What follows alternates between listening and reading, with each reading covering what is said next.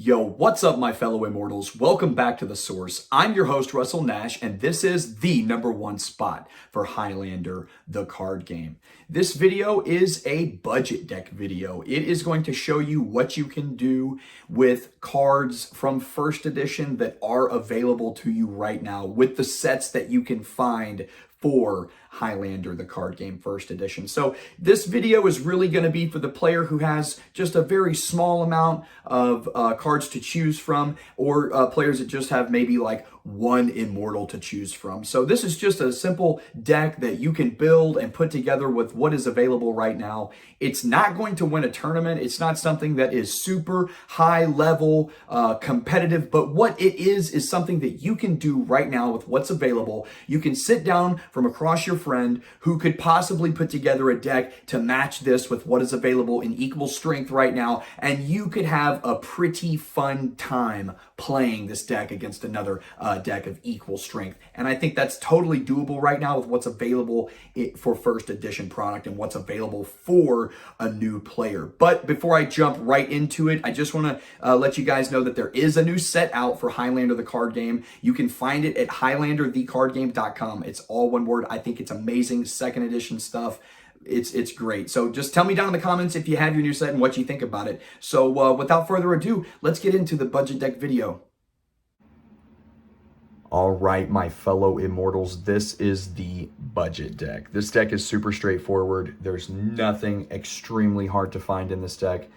I think anybody out there could put this deck together right now, even if you're a new player, and you can have some fun. We're going to talk about the deck. We're going to go over what's in it, why it's in there. We're going to talk a little bit about the theme of the deck.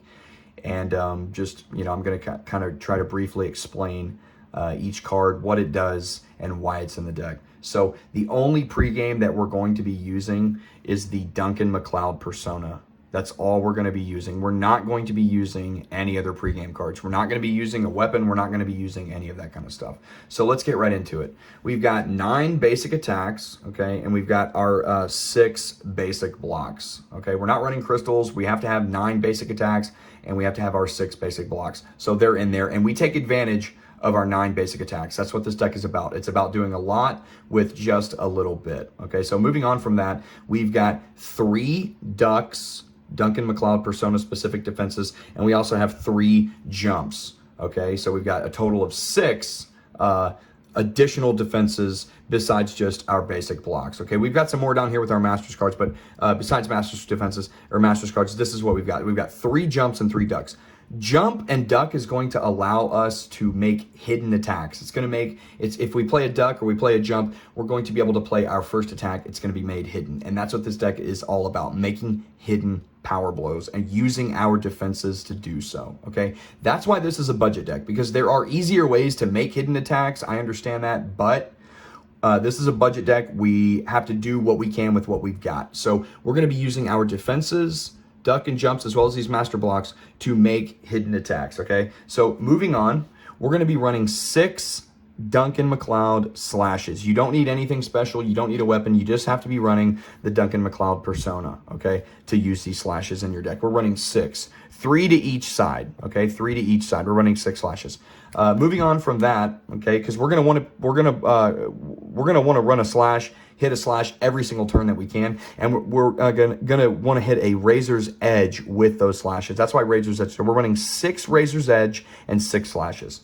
We want to throw down a Razor's Edge every single time we slash. Razor's Edge is going to make a slash do an additional point of damage. So instead of doing just 1 damage, each slash is going to be doing 2 as long as we play a Razor's Edge in conjunction. Okay, so that's why they're there. 6 Razor's Edge, 6 slashes, okay, 3 ducks, 3 jumps, 6 basic blocks, and 9 basic attacks is what we have so far. Okay, so let's move on to a couple more edge cards that we've got in the deck. We're running these lunge cards. These go directly with our basic attacks. Okay, we want to do a lot with a little bit, and that is taking advantage of basic attacks. Okay, we're not just going to throw out a basic attack and hopefully, our opponent doesn't have something to deal with it. No, we're going to use these basic attacks to their full potential. We're going to take advantage of that. That's why we're running these lunge cards. Okay, now all this stuff in this deck is easy to find. You can find it right now. That's why we're running these lunge cards. Okay, they go directly with our basic attacks. Now we're running 6 lunges. What lunge says is play in conjunction with the basic attack. Your opponent may block normally, but may not dodge this attack unless the dodge is from an exertion. So we're going to throw out a lunge for every single time we can. So for 6 of these basic attacks, 6 out of the 9, we want to hit a lunge with it. Okay? That's one of the strategies in this deck. We want to hit a lunge with this basic attack, and we want to turn these basic attacks into power blows, and I'll show you how we're going to do that, okay? But we're going to move on to the Flashing Blade. So the Flashing Blade is in there because this deck is all about making additional attacks, making multiple attacks every single time that you can. That's why we've got Flashing Blade. We're running 6 Flashing Blade, okay? Dodges will not avoid consecutive attacks you play this turn. If you're running a multi-attack deck, you want to be using Flashing Blade, okay? This is not a hard card to find. Anybody could find this stuff right now. 6 Flashing Blades, 6 lunges, okay? Now, as you can kind of see, there's some synergy going on already with just the basics. There's some good synergy going on with just the basics, okay? And we haven't really even dived into the meat of it. So the alertness here, we've got 2 alertness. We're running 2 alertness dodge, 2 of these, and 2 alertness block, 2 of these, okay? So this card is going to allow us to be able to dodge and undodgeable, and this card is going to allow us to be able to block and unblockable. These are important. If you saw that video on the best support cards to use in any deck for Highlander, this card is in there, this card is in there, this card is in there, and this card is in there. So I suggest you go back and watch that video, as well as Misfortune and Police. Those 2 are also in there. I suggest you go back and watch that video and you tell me what you think, because I think a lot of that stuff that I talked about in that video is in this deck right here. So we've got 2 alertness, dodge, 2 alertness, block. Let's move on to the special cards that we have in this deck that really are the engine to this deck that really make it work. So we've got 6 power blow events, okay? So every single time we play a basic attack, we want to be making that basic attack a power blow. So we're running 6 power blow events. And remember, every single time we make a basic attack, we want to hit a lunge with it too, right? So now that's a basic attack, that's a power blow, as well as it has a lunge card for your opponent to deal with. That's already pretty strong right now if you're facing a deck with equal strength of this one. That's already pretty strong. It's making this basic attack, turning it into a power blow, as well as giving it something else that's really, really hard to deal with, okay? Now, what's going to allow us to make multiple attacks, moving on, is Macleod Bagpipes. We're running 2 Macleod Bagpipes in this deck, okay? So Macleod Bagpipes basically says that anyone using a Macleod persona, which we are, can make an additional attack during their turn. Now, be mindful that if your opponent is also playing as Duncan or Connor or any of the other Macleod personas, they can also take advantage of this card and make an additional attack on their turn. But we don't care. I know there are other ways to make additional attacks that are easier. You could run a weapon, you could run a different persona, you could play as a different immortal, but this is a budget deck. This is all about doing the most we can with a very little bit, okay? So that's why Macleod Bagpipes is in there. We've got 2 copies of Macleod Bagpipes. If our opponent gets rid of one, we want to be able to throw out another one, okay, so we can keep making those multiple attacks every single time that we can. We're not always going to be able to, because sometimes we might not have this card in our hand, or we just might not have drawn it yet, okay? So that's where the power blows come into play, okay? That's why we have the power blow events. The turns that we can't make multiple attacks, we should be able to make a power blow with a lunge, okay? And every single chance that we can, we want to be power blowing as well as playing a slash with a flashing blade every single time. That's what Macleod Bagpipes would allow this deck to do. It would allow this deck to make multiple attacks, okay? The defenses would allow it to make hidden power blows with the lunge. You can make a hidden power blow with the lunge card. Now, the lunge card's going to tell your opponent that it is a basic attack coming at them, but you know what? Who cares? They still have to guess. Making a hidden attack is extremely strong. And now it's a power blow, and they can't play a dodge unless it's from an exertion. Okay, so they're really going to have to be doing some thoughts. So you can lunge, hidden power blow through your defenses, and then play a slash with a razor's edge and a flashing blade. That's a lot coming at your opponent for just a budget deck. That's a lot coming at them. And this is something that any new player could do. This is something that if you have a solid idea of what you want to do, this is how you could do something like that with a very limited amount of cards. Now we're running 1 Misfortune and 1 Police. We're running 1 Misfortune to get rid of one of our opponent's objects that they have in play that might be causing us some problems. And we're running 1 Police to get rid of one of our opponent's situations that they might have in play. Like I said, these 2 cards, they're in that video for best support cards to use in any deck for Highlander. So I suggest you go check that out because a lot of this stuff is in that video. Now, let's talk about the Masters cards that are in this deck. Duncan can have 6 Masters cards. These Master cards are nothing special. They're not super hard to find. They're all Duncan Macleod Persona-specific Masters cards, okay? So we're running 2 Masters blocks, and these Masters blocks also let us make our first attack hidden. So almost all of our defenses are going to be allowing us to make hidden attacks. So these go perfectly with the rest of the deck, right? So 2 Masters blocks. We're running 2 Masters dodges, okay? We're running a Master's Advice situation. Now, this is going to give us 2 ability. What that's going to do is it's going to allow us to draw 2 more cards at the end of our turn. So if we've taken some damage, we can throw down Master's Advice. It'll raise our ability by 2. We'll draw 2 more cards at the end of our turn. Now, Master's Advice leaves play. If your opponent plays their own police card and removes Master's Advice, those 2 ability, they're going to go away. But that's okay because it's going to help us out. And if it helps us out for a turn or 2 or however long it's in play, that is what's important. Now, moving on to the last Masters card that's in this deck is Duncan's Master's Headshot. Now, this goes great with this deck, okay? Because we've got the jumps, and Master's Headshot goes straight with jump. If the last defense played this turn was a jump, this attack cannot be blocked. So we don't play a special card. We can play this hidden. We've been playing hidden power blows the entire game. We keep our opponent guessing. Then we throw out Master's Headshot, make it hidden because we play a jump, and we take our opponent's head. Because we've been playing hidden power blows all game, making them guess what it is, and by the time you're ready to throw this out, their head is gone. We want to take some heads. That's the name of the game.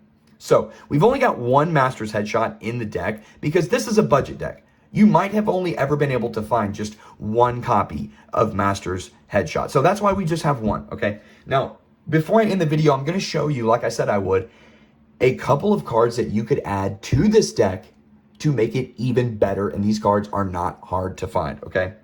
Now, this deck, as you can see, did not have any locations in the original design of the deck. That's because this deck is a budget deck. You might not have enough locations to play or build a deck the way that you want to, so that's why this deck did not have any locations. But the cards that you could add to this deck are some locations. And I would suggest in this deck putting in 2 Dead End Alley. I would suggest running 3 locations, but I've got another location here that's not a Dead End Alley, but I just kind of wanted to talk about why I think these 3 locations would go good in this deck. Either 3 of Dead End Alley or 3 of the other one, and I'll get to the other one in just a second. Dead End Alley says, while in the Dead End Alley, no backaway cards may be played. This is just gonna cause your opponent some more problems. It's gonna limit what they can do. Okay, it's just gonna limit the dodge that they can play. A lot of more powerful immortals in the game, they only have backaway, so this is really gonna cause them some problems. So for the 3rd location, I threw in Lighthouse, right? 2 Dead End Alley and a Lighthouse. These cards are easy to find. I threw in one that wasn't all 3 because maybe you only have 1 Dead End Alley and 2 Lighthouse, or 2 Lighthouse and only 1 Dead End Alley. So I'm kind of showing you how you can keep your theme going with different cards that you can still find even if you're limited. So this Lighthouse location is also going to cause your opponent some problems when they're going to try to play a dodge, because if they don't make a successful attack, the Lighthouse says that they cannot play a dodge during their turn. So that's really going to be strong for this deck's theme anyways, because you're already limiting how they dodge with the lunge cards. You could throw in Dead End Alley and a Lighthouse, or any combination that you wanted, okay? So those are just a couple of cards that you could add to make this deck even stronger, okay? You could also add just 1 more pregame, Duncan Macleod's +1, okay? You could run 2 pregames, his Persona and his +1. Those cards are not hard to find. His +1 card is not hard to find, okay? Anybody could get it. That's why this is a good budget deck. You could swap out a Master's card for this Master's card here. Goes great with the deck. You can ignore the effects of any location you have in play. Any locations your opponent has in play, they still affect you, okay? That's okay. So let's say you've got Lighthouse in play. You can't play a dodge because you didn't make a successful attack last turn. Your own location is hurting you. But Master Sanctuary is in play. You can ignore your own location and play a dodge. Okay, your opponent can't though. Now there are some more cards that you can add to this deck to make it even better, but I think that would go beyond the, purpose of a budget deck. So I hope this showed new players what they can do. I really hoped it showed people who are just trying to get into this game what you can do with an idea and what is actually available. All of this stuff is available. You can find a lot of singles at thediscardpile.com. It's a website that sells singles for Highlander First Edition. I suggest everybody go check that out if you're trying to put together some good decks. Thediscardpile.com, all one word. I would suggest checking that out. They got some good stuff out there. You can put together decks for a good price. This deck is nothing expensive. So I hope it showed you what you can do with just a little bit. If you liked this video, leave it a thumbs up. If you hated this video, leave it a thumbs down. I really appreciate you guys taking the time to watch this stuff. I love making these videos for you. I hope I can just keep doing better and better. Consider becoming an immortal today and hitting that subscribe button so you don't miss out on any future Highlander CCG content, because big things are coming for Highlander. So hit that subscribe button, become an immortal, and don't miss out. As always, be on the lookout for that next video. Don't lose your heads out there, and remember, there can be only one collectible card game.